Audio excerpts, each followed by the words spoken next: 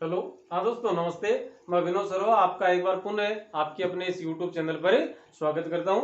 आज हम कक्षा 10 की विषय हिंदी की पाठ्य पुस्तक क्षितिज के पहले पाठ सूरदास के पदों में और चौथे पद पर चर्चा करने के लिए आपके सामने उपस्थित हैं।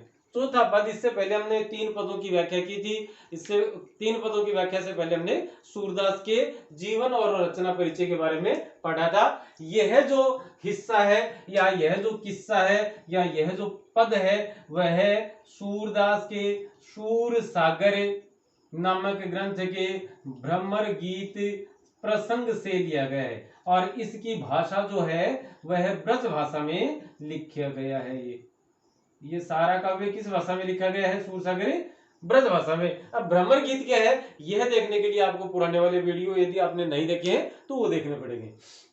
देखिए, और ये एनसीईआरटी का जो सत्र 2021-22 से जो नया कोर्स लागू हो रहा है, 2021-22 से जो नया कोर्स लागू हुआ है उस कोर्स का एक पार्ट है, उसी पर हम चर्चा करें। देखिए क्या कहते हैं, हरि है राजनीति पढ़ आए समुझी बात कहत मधुकर के समाचार सब पाए एक अति चतुर हूत पहले ही अब गुरु ग्रंथ पढ़ाए बड़ी बुद्धि जानी जो उनकी जोग संदेश पठाए उद्धो भले लोग आगे के परहित डोलत जाए अब अपने मन फेर पाहिए चलत जुहुत चुराए ते क्यों अनीति करे आपुन जे और न नीति छुड़ाए राज धर्म तो ये है सूर जो प्रजान जाहि सताए। कि सूरदास के माध्यम से कहती है गोपियां कि अरे हे उद्धव, राज धर्म तो राजा का धर्म तो ये है कि जो प्रजा ने जाहि सताए, जो अपनी प्रजा को सताता नहीं है। जबकि कृष्ण तो क्या है, राजा बेशक है लेकिन प्रजा को सता रहे हैं। आप देखें शब्दार्थ इनके, शब्दार्थ मधुकर, शाब्दिक अर्थ इसका भ्रमर होता है, भंवरा भौरा, लेकिन इस पद में यह उद्धव के लिए एक संबोधन के रूप में प्रयुक्त किया गया है। हुते का मतलब है थे।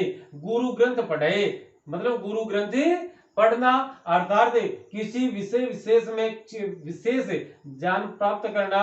आगे के मतलब पहले के, आगे के मतलब हमसे पहले के या हमारे जो पूर्वज है वो। पर हित मतलब पर उपकार और संधि जोड़ने से परोपकार। डोलत धाये मतलब घूमते फिरते थे। फिर पाई है मतलब फिर से प्राप्त कर लेंगी। अनीति अन्याय, राजधर्म राजधर्म राजधर्म, और ये राजधर्म इसका शुद्ध अर्थ है या राजा का कर्तव्य या राजा का धर्म। धर्म जो शब्द है उस शब्द का अर्थ आपको जो पंथ समुदाय मजहब से लगाते हैं वो नहीं लगाना। इस धर्म का अर्थ यहाँ पर हमें किससे लिखना है? कर्तव्य से।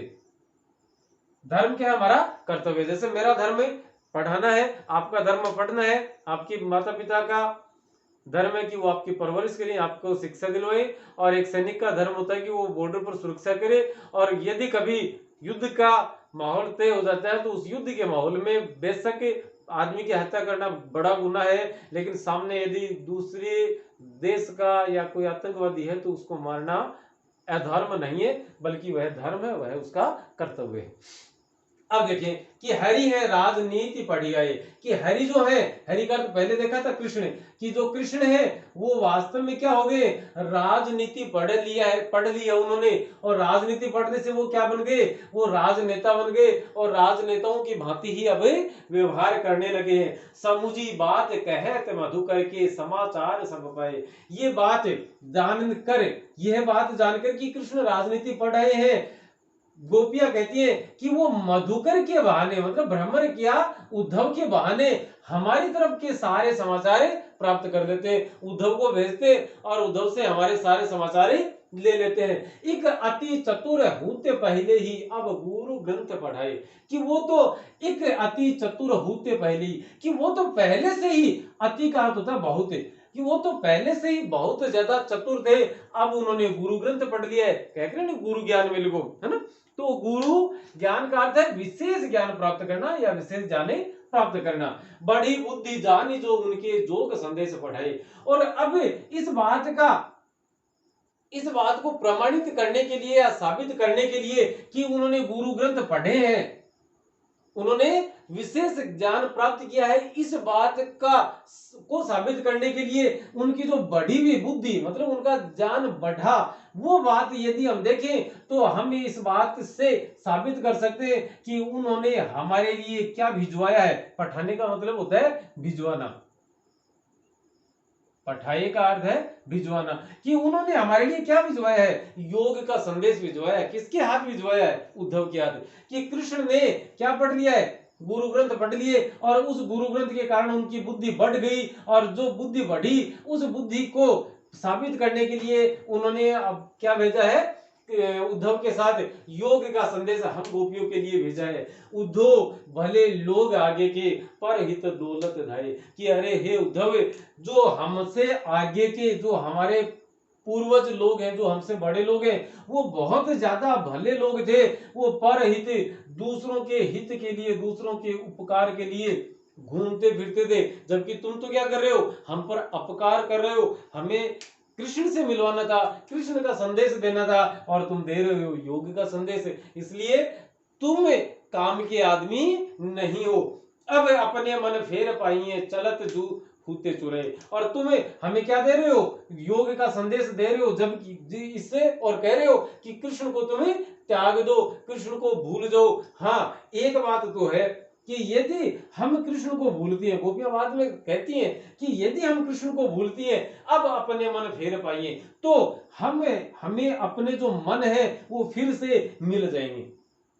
कृष्ण को भूलने से हम अपने मन फिर से प्राप्त कर लेंगे। कैसे, क्यों चलत जू हूते चुरे, क्योंकि यहां से जाते जाते चलत जू, कि वो कृष्ण जब यहां से चले थे, मथुरा के लिए गए थे, तब उन्होंने हमारे मन चुरा लिए थे। जो हमारे मन चुराए थे कृष्ण को भूलने से, कृष्ण को छोड़ने से, वो हमें फिर से प्राप्त हो जाएंगे, मिल जाएंगे।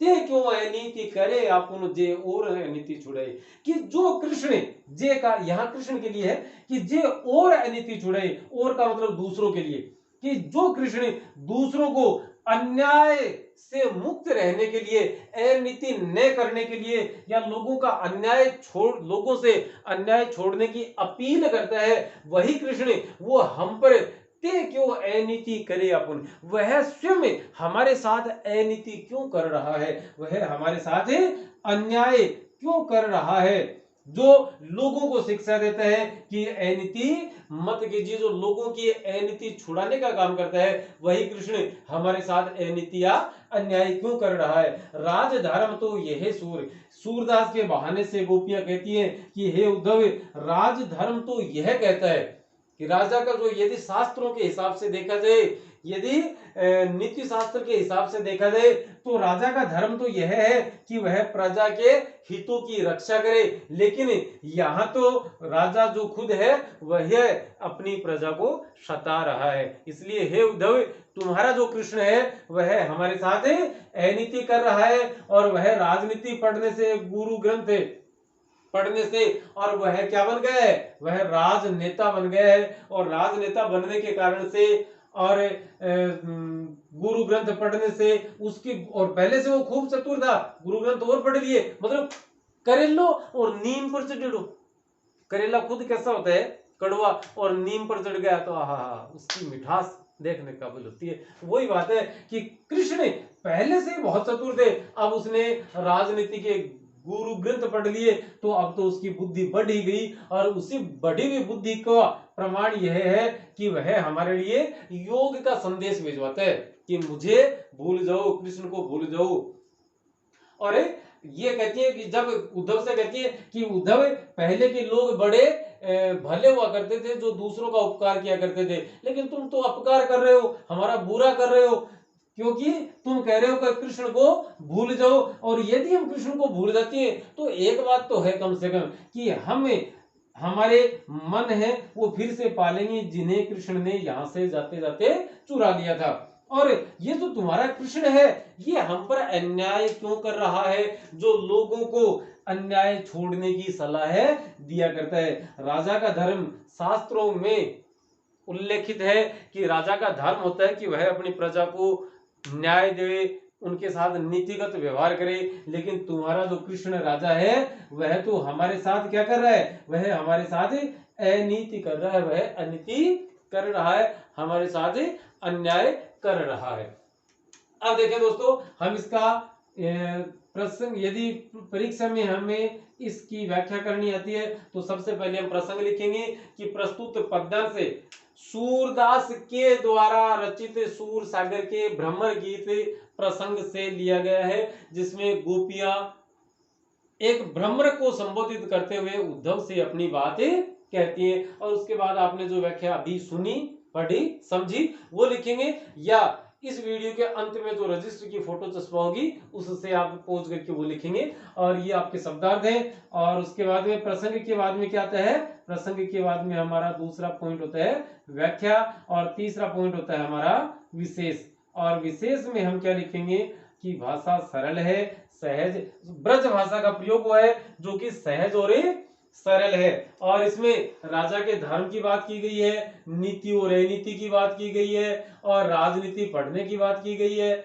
और इसके बाद गुरु ग्रंथ पढ़ने की बात की गई है। और कृष्ण को भूलने से क्या होगा, और कृष्ण के दोहरे व्यवहार के बारे में बात की गई है, जो लोगों से तो अनीति या अन्याय छोड़ने की बात करता है, जबकि वह स्वयं गोपियों के साथ अन्याय या अनीतिपूर्ण व्यवहार कर रहा है। तो दोस्तों, आज की इस कक्षा में फिलहाल इतना ही, अभी अनुमति देवें, जब तक कि अगली कक्षा हम लेकर आते हैं, तब तक के लिए नमस्ते, शुक्रिया और धन्यवाद।